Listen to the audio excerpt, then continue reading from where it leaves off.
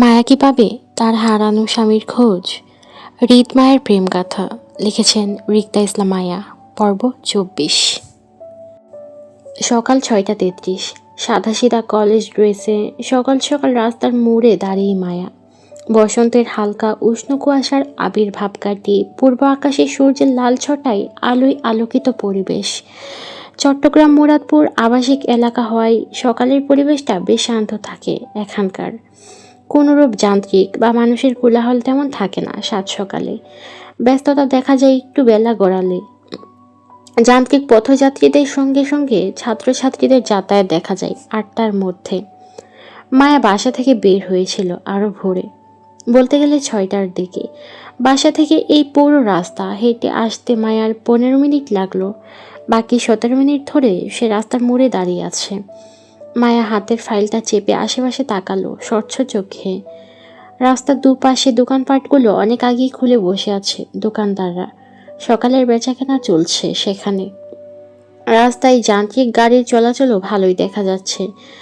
এমন সময় মায়া পশ্চিম পাশে রাস্তাটা ধরে ফুটপাতের কিনারায় দাঁড়িয়ে, ঠিক হৃদের বাবার অফিসের বিল্ডিংয়ের নিচে।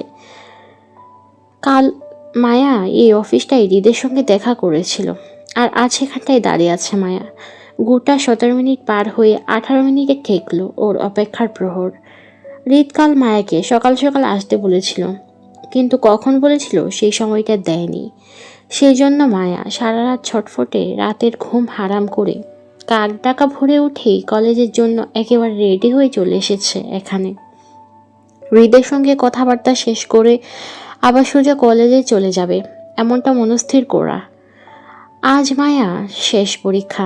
প্রযুক্তি পরীক্ষাটা দিলেই এই যাত্রা শেষ হবে। বিগত ২ দিন ধরে মায়ার পরীক্ষাগুলো খারাপ যাচ্ছে নিখোঁজ স্বামীর চিন্তায়। আজ স্বামীর খোঁজটা নিয়েই পরীক্ষাটা ভালো দিবে মায়া। এত চিন্তার মাঝে মায়া জুইকে ঘুমন্ত অবস্থায় রেখে বেরিয়ে গেছে বাসা থেকে। আরিফও ঘুমেছিল। দুজনের কাউকেই বলে আসেনি মায়া। এখন মায়াকে ওরা সকাল সকাল খুঁজলে কি হবে কি জানি। মায়াকে খুঁজে না পেলে নিশ্চয়ই টেনশন করবে, কিন্তু মায়া কাউকে বলে আসতে পারেনি। যদি বলে বের হতে চাইলে, তাহলে জুই হাজারটা প্রশ্ন করবে মায়াকে, যার একটা উত্তরও আপাতত মায়ের কাছে নেই। আবার জুইয়ের সামনে মিথ্যা বলেও মায়া পার পায় না। জুই চট করে ধরে ফেলে মায়ার মিথ্যাটা। সেজন্য মায়া ইচ্ছা করে জুইকে কিছু না জানিয়ে বেরিয়েছে বাসা থেকে। তবে কলেজে গিয়ে না হয় জুইকে কিছু একটা বলে বুঝিয়ে দিবে। আপাতত মায়া না হয় চুপি সারে নিজের কাজটা শেষ করুক, তারপর না হয় জুই বকা দিলেও শুনে নিবে। কিন্তু তারপর কাজটা হোক। তাছাড়া মায়া ওদের বিল্ডিংয়ের পাহারাদার চাচাকে বলে এসেছে সে শ্রেয়াদের বাসায় যাচ্ছে, সেখান থেকে সোজা কলেজে চলে যাবে এমনটা আরিফ বা জুইকে বলতে, যদি তারা মায়ের খোঁজে আসে তো। মায়া মনে খানিকটা ভয় কাজ করলো নিজের দুঃসাহসিকতা নিয়ে। আশেপাশে জড়তায় মিয়ে আবারও তাকালো। রাস্তায় পথচারী অনেকেই মায়ের দিকে তাকাচ্ছে। হয়তো মায়া এই অসময়ে কলেজ ড্রেসে দাঁড়িয়ে রাস্তায়, এই জন্য পথযাত্রীদের দৃষ্টির ভিড়ে সে। মায়া হাঁসফাঁস করলো, চোখ ঘুরে আশেপাশে পরিচিত কাউকে দেখতে পায় কিনা তাই খুঁজলো। যার কাছ থেকে হৃদ বা আসিফের খোঁজ করবে এমন কাউকে খুঁজলো। মায়ের মনে হলো সে বোকামি করে ফেলেছে ভিতরকার অস্থিরতা চেপে রাখতে না পেরে এত সকাল সকাল চলে আসাতে। মায়া ভাবলো সে কি করবে, চলে যাবে নাকি আরও কিছুক্ষণ দাঁড়িয়ে থাকবে। চলে গেলে তো আর বের হতে পারবে না একেবারে কলেজের টাইম ছাড়া। তখন তো জুই আরিফ ওরা দুজন মায়ের পাশে থাকবে। তখন আর হৃদ খানের সঙ্গে মায়ের আলাদা দেখা হবে না, আর না ওর নিখোঁজ স্বামীর খোঁজ নিতে পারবে। মায়া ভাবলো আপাতত যাই হোক না কেন সে দাঁড়িয়েই থাকবে, যাবে না কোথাও। এবারও মায়াকে যত বাজে দেখাই দেখাক, অন্তত আসিফের সঙ্গে দেখা না করে যাবে না ও। মায়ার অযাচিত সময় আরও ৫ মিনিট কাটলো দাঁড়িয়ে থেকে। তারপর হুট করেই একই বিল্ডিং থেকে তাড়াহুড়ো করে নামলো আসিফ। ফর্মাল ড্রেসে সে, কানে ফোন চেপে, হয়তো জরুরি আলাপ সারছে সে।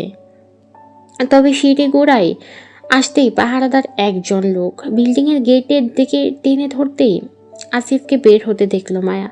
মূল গেটের শব্দে পেছন ঘুরেছিল মায়া, যার জন্য আসিফের দৃষ্টি পড়ল এদিকটাই। সকাল সকাল মায়াকে বিল্ডিংয়ের নিচে দাঁড়িয়ে থাকতে দেখে আসিফ দ্রুত কল কেটে এগোলো সেদিকে। কয়েক কদমে দূরত্ব গুছিয়ে মায়াকে ডেকে বলল, আরে ভাবি, আপনি এখানে কি করছেন, তাও এত সকালে? আসিফকে দেখে মায়ার চোখ মুখ উজ্জ্বল হলো খুশিতে, কিন্তু আসিফের মুখে ভাবি ডাক শুনল এমনটা মনে হলো মায়ার। প্রথমে অন্যমনস্ক হওয়ায় মায়া ভাবি শব্দটা তেমন লক্ষ্য হয়নি, আবার হয়তো করেছে, কিন্তু আসিফের মতন একজন লোক মায়াকে হুটহাট অবুঝের মতন ভাবি রাখবে, এমনটা শোভা পায় না তাকে।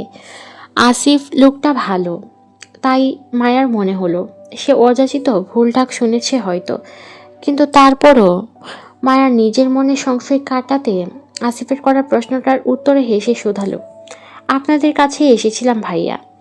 কাল রিদ ভাইয়া বলেছিল ওনার সাথে সকাল সকাল দেখা করতে, সেই জন্য আসলাম। আপনি তাড়াহুড়ো করে কোথায় যাচ্ছেন ভাইয়া, কোনো কাজে? ততক্ষণে আসিফ মায়ার সম্মুখে এসে দাঁড়ালো, ব্যস্ত গলায় বলল, জি আপু, আমি আপনাদের কাজেই বাইরে যাচ্ছিলাম। ভালোই হলো আপনি চলে এসেছেন। রিদ ভাইকে আপনি 3 তলায় পাবেন। আপনি সিঁড়ি ধরে সোজা 3 তলায় চলে যান। এই বিল্ডিংটা ভাইয়াদেরই, আপনি বরং উপরে যান। ব্যস্ত ভঙ্গিতে পেছনে ঘুরে আসিফ ততক্ষণে গেটের পাহারাদারকে ডেকে উঁচু গলায় মায়াকে সিঁড়ির পথ দেখিয়ে এগিয়ে দেওয়ার জন্য আদেশ করলো। মায়ের দিকে ঘুরে মুখোমুখি হয়ে আসিফ বলল, আপনি যান আপু, দারোয়ান চাচা এগিয়ে দেবে। মায়া একটু আমতা আমতা করে নিজের মনের অযাচিত প্রশ্নটা করেই ফেলল আসিফকে, আসলে ভাইয়া, আপনি কি একটু আগে আমাকে ভাবি ডেকেছেন? মায়ার কথায় আমতা আমতা করে বোকা হাসলো আসিফ। তখন তাড়াহুড়ো করে কি বলে ফেলেছিল লক্ষ্য করেনি আসিফ। মায়ার এখন প্রশ্ন করাতে টনক নড়ল, কিন্তু সেটা মুখে প্রকাশ না করে বরং অস্বীকার করলো মায়ার কথার, না আপু, আপনি হয়তো ভুল শুনেছেন। আসিফের কথায় মায়া খানিকটা লজ্জায় পড়ল। ওর অযাচিত প্রশ্নটা এইভাবে করা ঠিক হয়নি, সেই জন্য সরি বলবো আসিফকে। সরি ভাইয়া, আসলে আমি। মায়ার কথা শেষ করতে দিল না আসিফ, এর মাঝেই কথা কেটে অধৈর্য গলায় বলল আসিফ, ইটস ওকে আপু, আমি কিছু মনে করিনি, আপনি উপরে যান। কথাটা বলে আসিফ দাঁড়ালো না মায়ার সামনে, পিছন ঘুরে উল্টো পথে চলল তাড়াহুড়োই। বলা যায় না, বেফাস ভাবে আবারও কিছু বলে ফেললে মায়া মাইন্ড করতে পারে, তখন রিদ ভাই ওকে আস্ত রাখবে না। মায়া বেশ কয়েকবার আসিফের পেছন ডাকলো, কিন্তু সে শুনল না, বরং দ্রুত পা চালিয়ে বিল্ডিংয়ের অপর পাশে থাকা গ্যারেজের দিকে গেল। আপাতত গাড়ি নিয়ে হৃদের বলা কাজগুলো দ্রুত সারতে হবে, নয়তো দেরি হলে হৃদ ভাই আরও ক্ষেপে যাবে। তাছাড়া মায়াও চলে গেছে এতক্ষণে, এবার যদি আসিফ কাজগুলো করতে দেরি করে তাহলে অবশ্যই শনি নাচবে ওর কপালে। মায়ার হতাশায় আসিফের চলে যাওয়ার দিকে তাকিয়ে ঘাড় ঘোরালো বিল্ডিংয়ের দিকে, পুরো মাথা উঁচু করে দেখলো নাক উঁচু বিল্ডিংটা। মায়া গুনে দেখবে, বোকার মতো মায়া গুনে গুনে 7 তলায় গিয়ে ঠেকলো। মায়া বুঝতে পারলো পুরো বিল্ডিংটা 7 তলা, রিদ খান থাকেন 3 তলায়। মায়ার কি একা যাওয়া ঠিক হবে কোনো ছেলের বাসায় হুট করে, তাও এত সাত সকালে? মায়া ভাবলো, রিদ খান কি আর একা থাকবে এই বাসায়? অবশ্যই তার পরিবারের কেউ না কেউ থাকতে পারে। রিদ খানের পরিবারকে তো মায়া চিনে, নতুন আত্মীয় হয় ওদের। মায়াকে তো সকালে নিজেদের ফ্ল্যাটে দেখলে নিশ্চয়ই অবাক হবেন তারা। মায়াকে প্রশ্ন করলে সে কি উত্তর দিবে তাদের? কী জন্য মায়া এত সকালে এখানে এসেছে সত্যিটা তো বলতে পারবে না, মিথ্যাই কিছু একটা বলতে হবে। ইতস্তত করাই মায়া হাঁসফাঁস করলো। কি এক বিপদে পড়লো মায়া নিজের নিখোঁজ স্বামীর খোঁজ করতে গিয়ে। জীবনে যে কাজ করার কথা ছিল না সেই কাজগুলো আজকাল করে বেড়াচ্ছে মায়া। বুকের চাপা শ্বাস ছেড়ে মায়া দ্বিধা নিয়েই বিল্ডিংয়ের ভেতরের দিকে হাঁটলো। দারোয়ানের দেখানো সিঁড়ি ধরে সোজা 3 তলায় গিয়ে দাঁড়ালো। বেশ হাঁসফাঁস করে জিভ দিয়ে শুকনো ঠোঁট ভেজালো। জড়তার হাতে বেশ সময় নিয়ে পরপর কলিং বেল চাপলো। একবার, দুইবার, তিনবার, পরপর বেশ কয়েকবার কলিং বেল চাপলো একটু রয়ে শুয়ে, কিন্তু তারপরও কাউকে দরজা খুলতে না দেখে মায়া এবার দোমনা করলো এতবার কলিং বেল চাপতে। মায়ার মনে হলো সকালবেলা হওয়ায় বাসার সবাই হয়তো ঘুমাচ্ছে এখনো, আর মায়া এই মুহূর্তে তাদের ঘুমে ডিস্টার্ব করছে। এতবার কলিং বেল বাজিয়ে মায়া মনস্থির করে আর কলিং বেল বাজাবে না। সেই জন্য সুইচ বোর্ড হতে নিজের হাতটা গুটিয়ে নিতেই খট করে দরজাটা খুলে গেল। কে খুলো দরজাটা? তবে ওর সামনে দরজা নয়, বরং পিছনের ফ্ল্যাটের দরজা খুলে রাশভারী গলায় বলল, এদিকে আসো। মায়া চমকে পেছনে তাকালো, দেখলো হৃদ দরজা ধরে ঘুমন্ত চেহারায় এলোমেলো চুলে দাঁড়িয়ে। দেখে বোঝা যাচ্ছে কলিং বেলে চাপে সদ্য ঘুম থেকে উঠে এসেছে সে। মায়াকে এই মুহূর্তে দেখে হৃদ অবাক হয়েছে কি না তার চেহারা দেখে মায়া ঠাউর করতে পারল না। তাকে স্বাভাবিক মনে হলো মায়ার, তবে মায়া বেশ চমকিত হৃদের এলোমেলো চুল আর ঘুম জড়ানো চেহারায়। মায়ার মনে হয় এই প্রথম সে হৃদ খানকে দেখল। সে গোঝালো নয়, পরিপাটিও নয়, বরং এলোমেলো এক সুন্দর পুরুষকে দেখল, যে দেখতে শুধু আকর্ষণীয় নয়, বরং বিপজ্জনক মোহিত। মায়া বিবাহিত না হলে বা স্বামীর জন্য মায়ার মনটা না কাঁদলে এতক্ষণে নিশ্চয়ই হৃদ খানের এই রূপে গলে পড়ত সে। তবে মায়া মানতে বাধ্য, লোকটা আসলেই মাত্রাতিরিক্ত সুন্দর আর নজর করা সুদর্শন। হৃদ মায়াকে ড্যাব ড্যাব করে নিজের দিকে তাকিয়ে থাকতে দেখে সে দরজা ধরেই হালকা কপাল কুঁচকায়। মায়ার অপলক দৃষ্টি, ওর মনোভাব বুঝতে দেরি হলো না হৃদের। স্বাভাবিক নেই হৃদ দরজা ছেড়ে ভেতরের দিকে যেতে যেতে মায়ার উদ্দেশ্যে বলল, ভিতর থেকে দরজাটা লক করে দাও। হৃদ চলে যেতেই মায়ের টনক নড়ল। মনে মনে নিজেকে ধিক্কার দিল হৃদের বেহায়া নজর দেওয়ার জন্য হৃদের দিকে। ছি, জীবনে সুন্দর ছেলে দেখনি মায়া? এইভাবে কার দিকে তাকিয়ে থাকতে হয়? লোকটা নিশ্চয়ই মায়াকে খারাপ ভাবছে। এমনই এই লোক মায়াকে খারাপ খারাপ প্রস্তাব দেয়, পরকিয়া করতে চাই। এখন মায়ার বেহায়া দৃষ্টিতে লোকটা নিশ্চয়ই মনে করবে মায়া তার রূপে গলে গিয়ে পরকিয়া সম্পর্কে রাজি হয়েছে। মায়া বেশ অসহায় মনে করলো নিজেদের ভাবনায়। আজকাল ওর নিজের সাথে কি হচ্ছে সেটাই ঠাউর করতে পারছে না সে। মায়ার মনে হচ্ছে ওহ, অদৃশ্য কোথাও আটকে গেছে, কেউ ওর ফিলিংস নিয়ে খেলছে, কিন্তু কে তা জানে না মায়া। আর এখানেই মায়ার অসহায় হয়ে পড়ে। চাপা দীর্ঘ শ্বাস ফেলে মায়া হৃদের পেছন পেছন ফ্ল্যাটের ভিতরে ঢুকলো। হৃদের কথা মতো দরজা লাগিয়ে পেছন ঘুরতেই চোখে পড়ল ভেতরকার সাজানো গোছানো সুন্দর একটি ফ্ল্যাট। মায়া অবাক নেত্রে চারপাশে তাকালো। পুরো 3 তলা সমন্বয়ে এই ফ্ল্যাটটির তৈরি। এপাশ ওপাশ দুপাশ মিলিয়ে একটা ফ্ল্যাট এটা, যার জন্য মায়া তখন দুটো ফ্ল্যাট ভেবে বিপরীত পাশে দরজাটিতে কলিং বেল চাপছিল। কিন্তু হৃদ অপর দিক থেকে দরজা খুলেছিল। প্রথমত বাহির থেকে কেউই বুঝতে পারবে না এখানে দুটো ফ্ল্যাট নয়, বরং একটাতে করা। মায়ার ভিতরে ঢুকতে ঢুকতে চোখ ঘোরালো বিলাসিতায় পরিপূর্ণ ফ্ল্যাটটিতে। সৌন্দর্যের দিক থেকে কোনো দিক থেকে কম নয়। এত সাজানো গোছানো সুন্দর ফ্ল্যাটটিতে হৃদকে ছাড়া আশেপাশে আর কাউকে চোখে পড়ল না মায়ার। মায়ার চোখ যখন ফ্ল্যাটের আভিজাত্য মাপতে ব্যস্ত, তখন হৃদ মায়ার ধ্যান ভেঙে পুনরায় বলল, এত সকালে আসলে যে? মায়া অল্প চমকে হৃদের দিকে অতপর করে তাকালো জড়তার চোখে।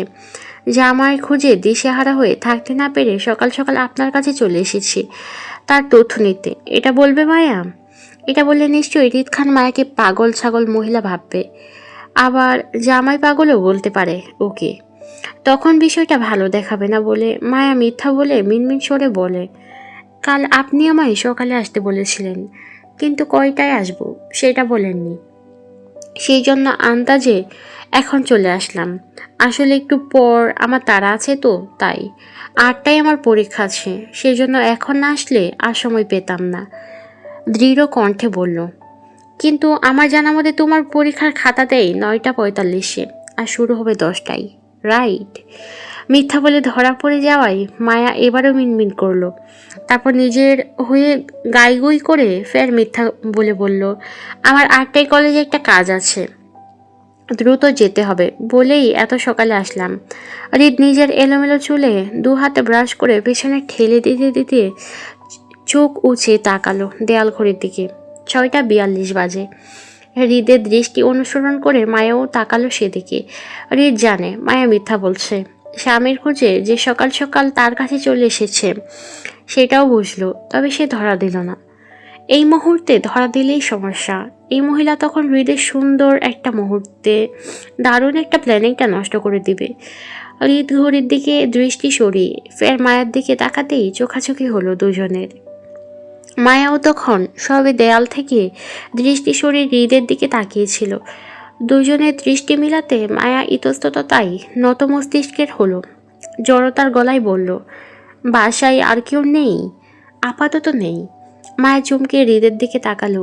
সে কি মায়া ভুল করে একা একা একটি ছেলের ফ্ল্যাটে ঢুকে পড়েছে? এখন কেউ ওদেরকে একত্রে দেখে নিলে কি হবে? নিশ্চয়ই মায়ার নামে বদনাম উঠবে। দুই ছেলে মেয়ে একা এক বাসায় থাকায়। তাছাড়া হৃদ খান কেমন না কেমন চরিত্রের মায়াও ঠিকঠাক জানে না। যদি কোনো মেঘঘটিত বিষয় আজ পর্যন্ত মায়ার জানাশোনা বা চোখের মধ্যে পড়েনি কিছু। তারপর মায়া হৃদ খানকে ভালো বলতে পারছে না। তার কারণ অন্য সব মেয়েদের সাথে হৃদ খান কেমন তা জানা নেই, তবে মায়ার সাথে এই লোক ভীষণ খারাপ। মায়াকে উল্টাপাল্টা কথা বলে, পরকীয়ার প্রস্তাব দেয়, হুটহাট কাছে চলে আসে, আবার বাজে ইঙ্গিতও দেয়, আবার গা ঘেঁষে বসেও পড়ে। এমন লোকের চরিত্র কি ভালো হবে? মায়ের জন্য রিস্ক না? মায়া ভাবল দ্রুত সে হৃদ খান থেকে তথ্যগুলো নিয়ে চলে যাবে। সেজন্য সোজা কথাই বলল, লোকটার খোঁজ পেয়েছেন? ব্ল্যাক কফি, চিনি ছাড়া, কিচেন ওইদিকে। মায়ার কথার বিপরীতে হৃদ কথাটা বলেই আঙুল তুলে ফ্ল্যাটের কিচেনটা দেখালো। মায়ের থেকে অনুমতি নয়, বরং আদেশ করলো তাকে কফি করে দেওয়ার জন্য। হৃদের কথার মাঝে মায়া তীব্র অধিকার বোধ মনে করলো। কিন্তু কিসের এত অধিকার হৃদের? সম্পর্কে বেআইন হয় বলে হয়তো। তাছাড়া নতুন মেহমান বাসায় আসলে তাকে দিয়ে কেউ কাজ করায়? উল্টো হৃদ খানের উচিত মেহমান হিসেবে মায়াকে চা নাস্তা করে খাওয়ানো। সে জায়গায় মায়া এ লোকের জন্য কফি করবে? মায়া অবাক হওয়া সুরে জানতে চাইল, আমি প্রায় 6:45। এত সকালে নিশ্চয়ই খেয়ে আসনি। আপাতত দুজনের জন্য নাস্তা বানাও, আমি ফ্রেশ হয়ে আসছি। অবাকে মায়ার চোয়াল ঝুলে পড়ল। একটার পর একটা অর্ডার। সে কি এই লোকের কাজের মহিলা হয়, নাকি তার বউ হয়, যে এত অধিকার দেখিয়ে অর্ডার করলো? মায়া হতবুদ্ধি হয়ে আওড়ালো, তৈলাক্ত খাবার পছন্দ না আমার, সাদামাটা কিছু বানাবে। নিজের কথা শেষ করেই হৃদ ড্রয়িং রুম পার হয়ে নিজের রুমের দিকে গেল। হৃদকে চলে যেতে দেখে মায়া তাড়াহুড়োই পেছন ডাকলো হৃদকে। আরে এই যে, কোথায় যাচ্ছেন আপনি? আমার কথাটা তো শুনুন। ওই লোকটার খোঁজ পেয়েছেন আপনি? হৃদ মায়ের কথার উত্তর করল না, বরং চলে যেতে যেতে নিজ বাক্যে বলল, কিচেনে সব রাখা আছে, চেক ইট। মায়ের হৃদে চলে যাওয়ার দিকে বিস্ময়ে তাকালো। ভারী অদ্ভুত লোক, সাত সকালে ডেকে কাজের মহিলা বানিয়ে দিল। একবার মায়াকে পর্যন্ত জিজ্ঞেস করলো না সে আদৌ রান্না টান্না পারে কিনা। মায়ের হৃদে চলে যাওয়ার দিকে আরও একবার তাকিয়ে হাতের পরীক্ষার সাদা ফাইলটা সোফার টেবিলের উপর রাখলো। হৃদে দেখানো কিচেনে ঢুকতে দৃষ্টি বিস্মিত হলো। বেশ বড়সড় আর সুন্দর গোছানো কিচেন। দেয়ালের ওয়াল ক্যাবিনেটের উপরে জায়গায় জায়গায় ছোট কাগজের টুকরো, নাম লেখা। কোথায় কোন জিনিস আছে? মায়া ভ্রু ওচালো। বড়লোকই কারবার সারবার। এই হৃদ খানের আরও কয়টা বাড়ি আছে কে জানে। ঢাকা টু চট্টগ্রাম, এই নিয়েই মায়া 3টা বাড়িতে গেল। বজ্জাত লোক চট্টগ্রাম এসেও পরিবারের সাথে না থেকে এই খালি বাড়িতে পড়ে আছে। মায়া শুনেছে হৃদ খান নাকি ঢাকার খান বাড়িতে থাকেন না, আলাদা নিজের বাড়িতে থাকে।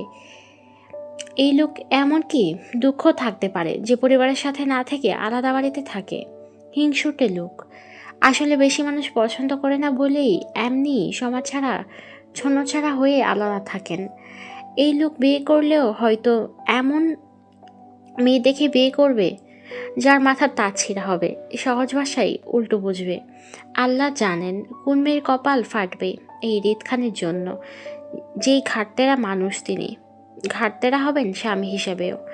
মায়া তো এখনই হৃদ খানের বইয়ের জন্য মায়া হচ্ছে। আহারে বেচারি। সেলফ খুঁজে খুঁজে নুডলসের আয়োজন করলো সে। অল্প ঝালে হাতে হাতে কাজ চালিয়ে নুডলস বানালো। মায়ের জানা নেই হৃদ খান ঝাল খেতে পারে কি না। তা একবার শুনেছিল সে ঝাল খেতে পারে না, সেই জন্য কম ঝালের আয়োজন করলো। আপাতত নুডলস থেকে বেশি কিছু মায়া বানাতে পারবে না, কারণ অন্যের বাসায় এসে যা খুশি রান্না করা যায় না। বিষয়টা খারাপ দেখায়। তাছাড়া কিছু রান্না করতে গেলে বেশ সময় প্রয়োজন, যেটা আপাতত মায়ের হাতে কম। তাছাড়া মায়ের জলদি জলদি হৃদের সঙ্গে কথা বলে বেরিয়ে যেতে পারলেই হবে। এত সময় নিয়ে দুটো মানুষ একই ফ্ল্যাটে দরজা লাগিয়ে থাকাটা ভালো দেখায় না। মায়া রান্না শেষ করে বড় বাটিতে নুডলস ঢেলে ডাইনিংয়ে রাখতে রাখতে হৃদের রুমে উকি মারল। দরজা এখনো বন্ধ। ছেলে মানুষ, এত কি আয়োজন করে ফ্রেশ হই আল্লাহ জানে। মায়া নুডলসের বাটি রেখে ফের কিচেনে গেল। হৃদের জন্য ব্ল্যাক কফি বানিয়ে ডাইনিংয়ে আসতে আসতে হৃদের মুখোমুখি হলো। ততক্ষণে হৃদ গোসল সেরে সাদা পাঞ্জাবি পরে ডাইনিংয়ে চেয়ার টেনে বসলো। একদম গোছানো আর পরিপাটি হৃদ খান। সকালে ঘুম থেকে ওঠা এলোমেলো হৃদ খান আর নেই। মায়া হৃদের দিকে তাকাতে তাকাতে হাতের কফিটা হৃদের দিকে এগিয়ে দিল। হৃদ কফিটা হাতে নিয়ে মায়ের দিকে তাকিয়ে চুমুক বসালো। এত সকালে নুডলস খাবো? নুডলস ছাড়া আর কিছু বানাতে পারো না? হৃদের কথায় মায়া চেয়ারের পেছনে দাঁড়িয়ে মিনমিন করে বলল, পারি। তাহলে বানালে না কেন? অন্য কিছু বানাতে সময় প্রয়োজন, কিন্তু আমাকে তো এখন চলে যেতে হবে। সেজন্য নুডলস ছাড়া আর কিছু দ্রুত বানাতে পারেনি। হৃদ কিছু বলল না মায়াকে, আপাতত কিছু বলার নেই তার। মায়ের অন্য চিন্তা, কাজ সুন্দরভাবে শেষ হলেই হয়। হৃদ হাতের কফিটাতে চুমুক বসাতে বসাতে মায়ের উদ্দেশ্যে বলল, প্লেটে সার্ভ করো। মায়ের চমকে গোল গোল চোখে তাকালো হৃদ খানের দিকে। আশ্চর্য, মায়া এই লোকের কেন বেড়ে খাওয়াবে? এই লোকের কে হয় মায়া? কিছুই তো না, অথচ এমন অধিকার দেখাচ্ছে যেন মায়ের উপর সব থেকে বেশি অধিকার এই লোকের। আজব, সামনে রাখা আছে অথচ মায়াকে বলছে বেড়ে খাওয়াতে। মায়া মনে মনে জানতে চাইল হৃদের মুখের উপর মানা করে দিবে। সে বলবে, আমি আপনাকে বেড়ে টেড়ে খাওয়াতে পারবো না, রেঁধে দিয়েছি, এবার নিজের হাতে খেলে খান, নয়তো খাওয়া লাগবে না। অথচ মনের কথাগুলো মায়া মনেই রাখলো, বলতে পারলো না হৃদ খানকে। মায়ের যদি সামান্য বেড়ে খাওয়াতে মানা করে, তাহলে যদি হৃদ খানও ওর নিখোঁজ স্বামী তথ্য বলে না দেয়? মায়া বাধ্য হয়ে হৃদকে প্লেটে নুডলস তুলে দিয়ে চামচ এগিয়ে দিল। হৃদ নুডলসের প্লেটে চামচ দিতে দিতে মায়ের উদ্দেশ্যে বলল, দ্রুত খাওয়া শেষ করো, মানুষ আসবে। কিসের মানুষ? হৃদের কথায় চমকে মায়া কথাটা বলল। হৃদ তখনও মায়ের দিকে তাকালো না। সে ততক্ষণে নুডলসের চামচে মুখে তুলে নিয়ে ফেলেছে। হৃদের অল্প অল্প কথা মায়াকে মাঝে মধ্যে ভীষণ রাগ দেয়। মায়া উত্তেজনায় হৃদকে ফের প্রশ্ন করবে, তখনই দরজায় কলিং বেল বেজে উঠল আচানক। মায়া চমকে ভয়ার্ত মুখে দরজার দিকে তাকিয়ে হৃদের দিকে তাকালো। লোকটার কোনো ভাবান্তর নেই, সে চুপচাপ খেয়েই যাচ্ছে। বাসা থেকে কে আসলো? ওদের দুজনকে একত্রে দেখলে কি হবে সেটা টেনশনে মায়া ভয়ে অস্থির। দরজার দিকে তাকিয়ে মায়া অস্থির চিত্তে বলল, কে জানি এসেছে, আমাদের দুজনকে একসাথে দেখলে যদি খারাপ ভাবে। মায়ের কথায় হৃদ বেশ বিরক্ত হলেও মায়ের দিকে তাকালো না, বরং খেতে খেতে ভারী গলায় বলল, আসিফ হবে। সত্যি? হৃদ আর উত্তর করলো না। সে আপাতত খাবারটা শেষ করতে যাচ্ছে। পরপর কলিং বেলের বাজাতে মায়া ইতস্ততা করে দরজা খুলে দিল। চোখে পড়ল কালকে সেই রাহাত ছেলেটি, যে মায়াকে রাকিবের হাত থেকে বাঁচিয়েছিল। মায়া এই ছেলেকে সকাল সকাল হৃদের ফ্ল্যাটের দরজার সামনে দাঁড়িয়ে থাকতে দেখে ভয় পেল। যদি মায়াকে খারাপ মেয়ে ভাবে, রাহাত রাকিবকে বলে দেয়, তাহলে রাকিব ভাই নিশ্চয়ই আরিফকেও বলে দেবে। মায়া ভয়ার্ত মুখে রাহাতের হাসি হাসি মুখটার দিকে তাকিয়ে ভীতু গলায় বলল, ভাইয়া আপনি? রাহাতের ছটফট উত্তর আসলো তখনই। হাতের প্যাকেটগুলো মায়ের দিকে এগিয়ে দিতে দিতে বলল, জি ভাবি আমি। আসিফ ভাই আপনাদের জন্য খাবার পাঠিয়েছেন, নিন। মায়া ভয়ে ভয়ে খাবারের প্যাকেটগুলো হাতে নিতেই রাহাত তারা দেখিয়ে যেতে যেতে বলল, আসি ভাবি, কিছু প্রয়োজন হলে ডাকবেন, আমি নিচেই আছি, আসসালামু আলাইকুম। গমগমে পায়ে দ্রুত সিঁড়ি ধরে নিচে নেমে গেল রাহাত। মায়া সেদিকে তাকিয়ে স্বস্তির নিঃশ্বাস ফেলল। যাক, ছেলেটা মায়াকে খারাপ চোখে দেখেনি, ভয় কাটল। মায়া দরজা লাগিয়ে ফের ডাইনিংয়ে আসলো। হাতের প্যাকেটগুলো টেবিলের উপর রাখতে রাখতে বলল, আসিফ ভাই খাবার পাঠিয়েছেন আপনার জন্য, নিন। কথাগুলো বলতে বলতে প্যাকেটের ভিতর থেকে খাবারের বক্সগুলো খুলে হৃদের সামনে রাখলো। আমার অলরেডি ডান, তুমি শেষ করো। সমস্যা নেই, আমি ঠিক আছি, খাওয়া লাগবে না, আমি কলেজে গিয়ে কিছু খেয়ে নেব। ওকে। হৃদ বিরক্তিতে কণ্ঠে কথাটা বলল। মায়া বেশ লজ্জিত হলো হৃদকে এভাবে বলতে দেখে। আরে মানুষ তো দুই একবার এমনিতেই সাধে খাওয়ার জন্য, অথচ এই লোক মায়াকে একবারও সাধলো না। মায়ার তো সত্যি খিদে পেয়েছে। মায়া লজ্জিত হয়ে যেতে যেতে হৃদ পেছন থেকে বলল, আমার কথা আছে, বসো এখানে। মায়া ভাবলো ও স্বামীর বিষয়ে কিছু বলবে, সেই জন্য চেয়ার টেনে সঙ্গে সঙ্গে বসে পড়লো হৃদের পাশে। তীব্র আগ্রহ নিয়ে হৃদের মুখের দিকে তাকাতে হৃদ একটা প্লেটের মধ্যে মায়ের জন্য আসিফের আনা খাবারের গুলো থেকে বক্স থেকে বের করে খাবার তুলে বেড়ে মায়ের সামনে প্লেট রাখতে রাখতে বলল, লিসেন, আমি ফ্রিতে কিছু করি না, করার ইচ্ছাও নেই। মানব দরদি কিন্তু আমার বাবা, আমি নই। সেক্ষেত্রে বিনিময় ছাড়া কোনো কাজ আমার হাতে ওঠে না। তোমার ক্ষেত্রেও তাই। আমার কাছে সাহায্য চেয়েছ, আমি অবশ্যই করব, কিন্তু তার বিনিময়ে আমাকে দিতে হবে কিছু। সোজা কথাই বলতে গেলে এক হাতে নিন, অন্য হাতে দিন, মানে হাতে হাতে সম্পর্কে বিষয়টা। কিন্তু তুমি আমার চাহিদা অনুযায়ী পারিশ্রমিক দিতে পারবে না, কারণ তোমার কাছে এত টাকা নেই। নাই থাকতে পারে, ছোট মানুষ তুমি, এত টাকা থাকার কথাও না। সেজন্য আমি অন্য একটা অফার নিয়ে এসেছি তোমার জন্য। আমি যে কালকে তোমায় অফার করেছিলাম, দুটো কিডনি থেকে একটি কিডনি আমাকে দিতে হবে। আমি তা বিক্রি করে 2 লাখ এমনিই পেতাম, কিন্তু তুমি তাতে রাজি নও, কারণ তোমার ধারণা তুমি মরে গেলে তোমার স্বামী দ্বিতীয় বিয়ে করতে পারে। আসলে এমনটা আমিও ধারণা করি, বউ মারা গেলে স্বামী আরেকটা বিয়ে করাই উচিত। আচ্ছা যাই হোক, তুমি যখন তোমার একটা কিডনি দিতে না ইচ্ছুক, সেজন্য আমি ভাবলাম তোমার না হয় তোমার স্বামীর একটা কিডনি ডিল ডান করি। আমি তাকে খুঁজে বের করি, খুঁজে পেলে তার একটা কিডনি আমি রেখে দেব। আমার পাওনাদার 2 লাখ টাকা দিবে।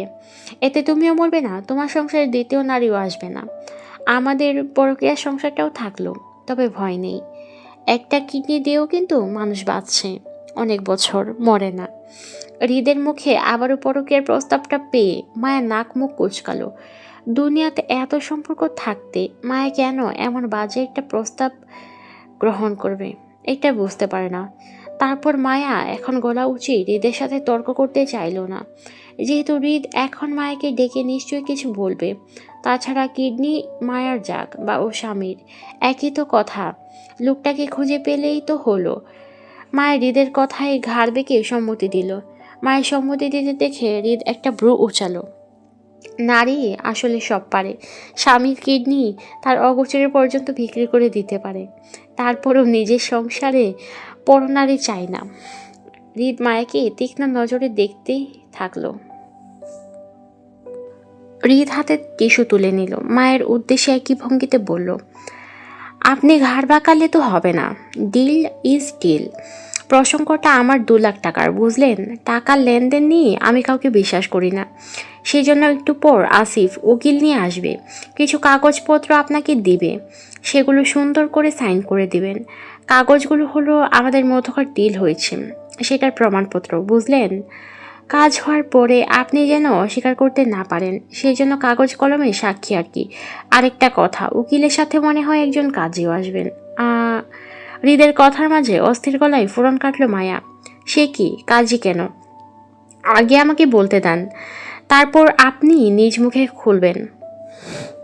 সরি, আপনি বলেছিলেন আপনাদের বিয়ের কোনো সাক্ষী বা প্রমাণ টমান নেই, এমনকি কাবিননামাও নেই, সব আগুনে পুড়ে ছাই।